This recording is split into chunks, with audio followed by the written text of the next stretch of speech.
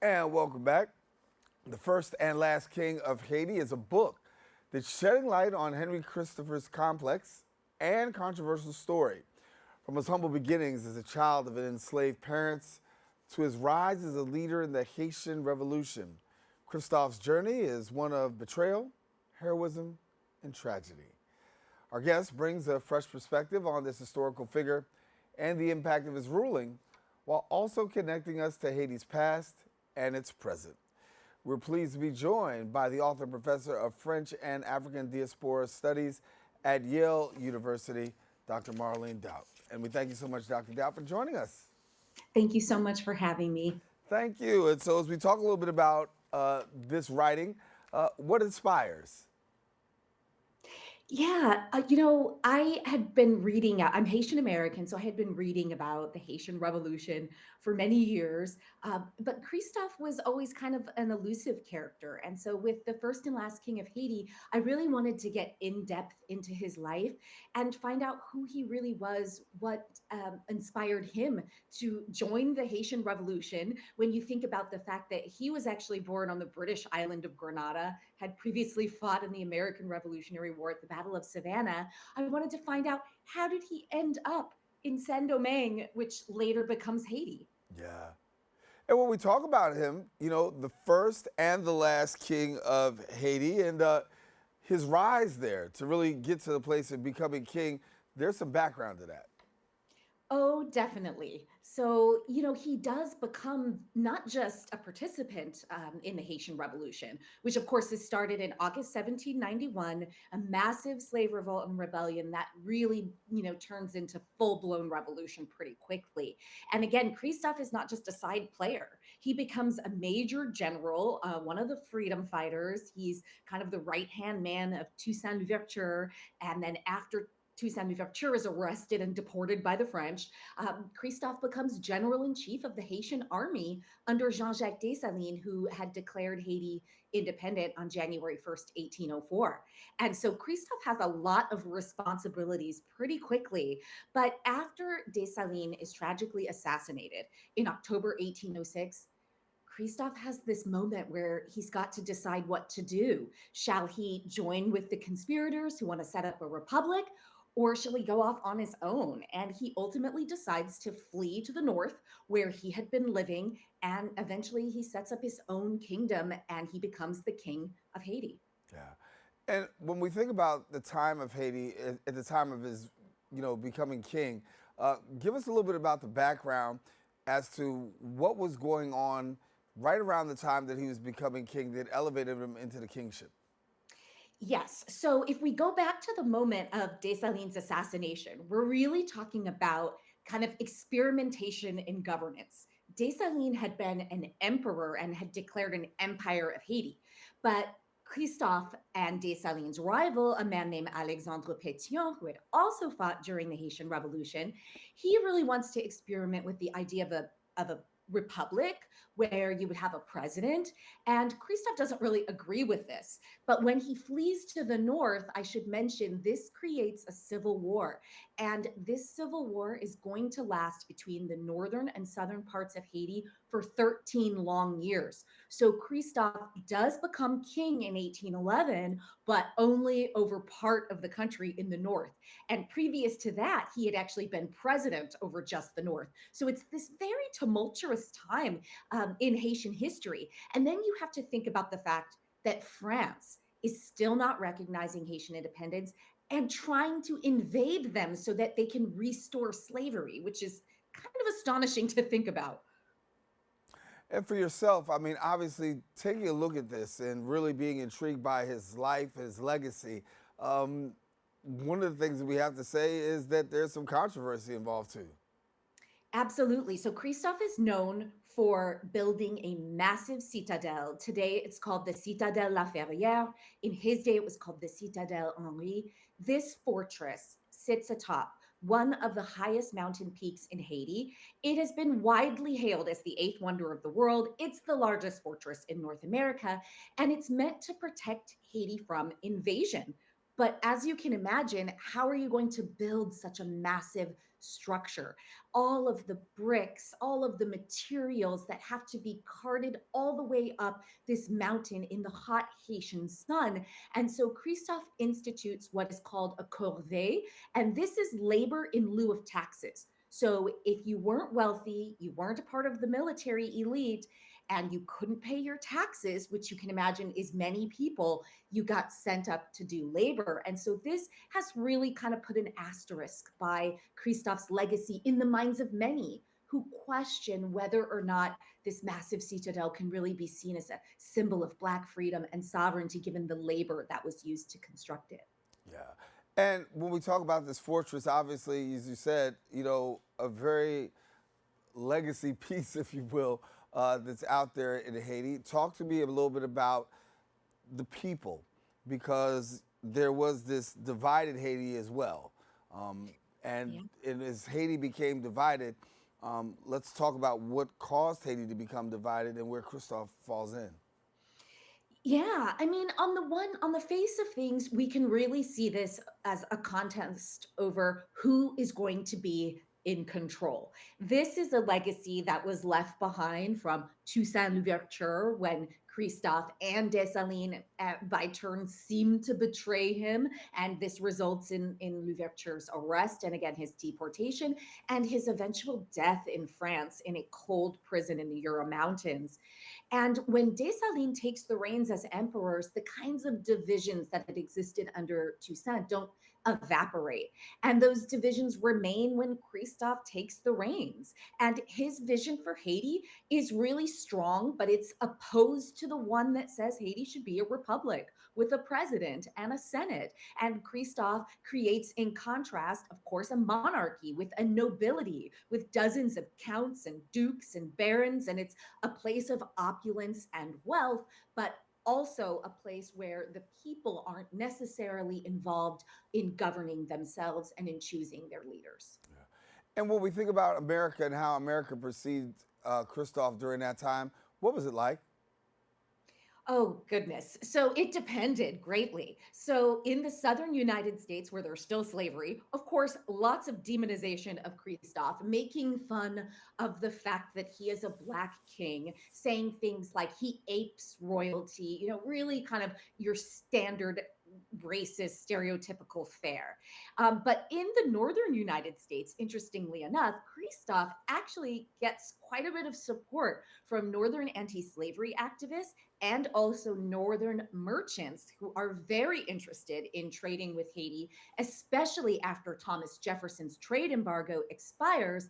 They really see Haiti as quite a lucrative market. So it's a really regional attitude that people will hold. But in some ways, it's more astonishing that Christophe finds support in the North because there's a strongly kind of anti monarchical sentiment in the North stemming from the days of John Adams' presidency. And yet you find all of these defenses of Christophe as king and of the monarchy as a system of governance in northern US newspapers during Christophe's reign. Yeah. And as we look at the legacy right now of Haiti and Christophe and where he stands, how would you define it? Oh, I would say Christophe's greatest legacy is not necessarily these amazing structures he built. Along with the citadel, there was also his palace at Sans Souci, which means without worry in French. And this palace was magnificent. It was destroyed partially, unfortunately, by an 1842 earthquake and is not able to be restored. And so, on the face of things, you could say, oh, this is his greatest legacy. But I think his greatest legacy was actually his vision of Haitian sovereignty in an extremely hostile world. Because even though Great Britain and the United States are trading with Haiti during this time period, they're actually not recognizing Haitian sovereignty because they don't want to anger France and because slavery still exists on US shores and in the British colonies. And Christophe was unwilling to compromise on Haitian sovereignty. When the French kings and the Southerners are floating the idea that perhaps Haiti could pay France an indemnity as the price of freedom, as the price of French recognition of Haiti's sovereignty, Christophe uses one word. He says, inadmissible. Absolutely not. And his death in 1820 unfortunately opened the door for his successor, a man named Jean Pierre Boyer, to kind of restart the conversation about the indemnity, which ended in a disastrous 1825 agreement whereby the Haitian government agreed to pay France 150 million francs as the price of recognition. Amazing. And when I think about Haiti today, I know the challenges that exist. We know the challenges that exist. And the question is if they ever will get to a place of stability. Looking at where they are today, I'm going to let you be the doctor here and say, listen, how do you think Christophe would view what he sees in Haiti today? It's difficult to say, but I would say that in terms of watching successive Haitian leaders continue to either themselves, like Boyer, compromise Haitian sovereignty or to allow Haitian sovereignty to be compromised by invading powers, such as what happened during the US occupation of Haiti from 1915 to 1934. And then, of course, subsequent occupations of Haiti in the 20th century and even in the 21st century. And I think that probably Christophe couldn't have imagined such a reality because when you read his speeches, when you read the proclamations he issues that get posted in the royal newspapers, it is all about your sovereignty is all you have. If you let go of your sovereignty, the world powers will treat you like playthings. They'll make of you slaves just as they have slaves on their shores. Remember, it's still the early 19th century. And so, for him to imagine a time when Haitian leaders might care more about making nice with Western powers and giving in to the demands of the Western powers, I think this would have been inconceivable to him because when they said in this time period, early 19th century Haiti, independence or death, they actually meant it. When you look at the Haitian leaders and you look at Haitian leaders down throughout history, how do you rank Christophe? I think in some ways I might be a little bit biased Possibly, yeah. having spent 10 years to greater than 10 years studying his life, but I think in terms of vision, I would put him as number one, but in terms of means, I wouldn't rank him as highly. I think certainly he was under a lot of pressure. He had also experienced a traumatic past fighting at the age of only 12 years old in the Battle of Savannah. But at the end of the day, it's the people in a country who always suffer when their leaders make mistakes, which is, in fact, something that one of Christophe's most prominent ministers, the Baron de Vatte, wrote in his 1819 History of Haiti. And so I think we can't ever forget that, even as we're ranking leaders or wanting to prop up the good things that they did, that it does matter if people were harmed under their rule. Yeah. And when we look at Haitian history, talk to me about the role of women and some prominent women that come to mind for you.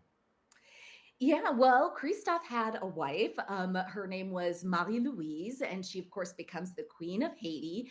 And it's very interesting because whenever Christophe would show clemency to someone who was about to be punished, his wife might intervene and say, you need to show some mercy, some more mercy here. And she would be the one to get credit for that clemency that he's going to bestow on certain figures because it was very important to him to seem very strong. And so if there was ever a question of mercy, he would often say, it's my wife who has encouraged me to do this. Christophe also had two daughters. He was very interested in their education, which perhaps is what led him to set up a national school system that was supposed to be for boys and girls. Now, this never fully came to fruition for girls because Christophe had trouble recruiting female school teachers from abroad to come and train Haitian school teachers in the country. At the time, they believed that female students should be taught only by women. But there were also plenty of women, I just have to say, who participated in the Haitian Revolution. And we see their legacies and remnants in the histories of Haiti written by Haitians. And the last thing I would say about that is Queen Marie Louise actually has a guard, a corps of female guards called the Amazon, and they're women, and they are dressed in a very elaborate fashion. And even though they don't engage in combat, they were kind of the talk of a certain sector of the world. They were written about in Great Britain and in the United States. So people were very fascinated by this idea of a female, corps of soldiers, quote unquote. And when we think about that female corps of soldiers, I mean, obviously, uh, I look at American history and I look at where, women have risen and then now women in the military. You look at Haiti. When you look at where we are today and you see where Haiti was, how do you reconcile? I mean, there's been much improvement in some areas, and then in many ways you can find yourself and say, when it comes to areas such as women and treatment, you might find yourself in the same place. Yeah, I would say, it was being the early 19th century under Christophe's rule. This is not going to be a highly egalitarian society in terms of gender politics. One of the reasons that Christophe and his ministers are very interested in female education is because they say, well, women are mothers and therefore they're the child's first teacher. And so if they aren't well instructed, how will they, instruct the children well? So they have some kind of patriarchal ideas.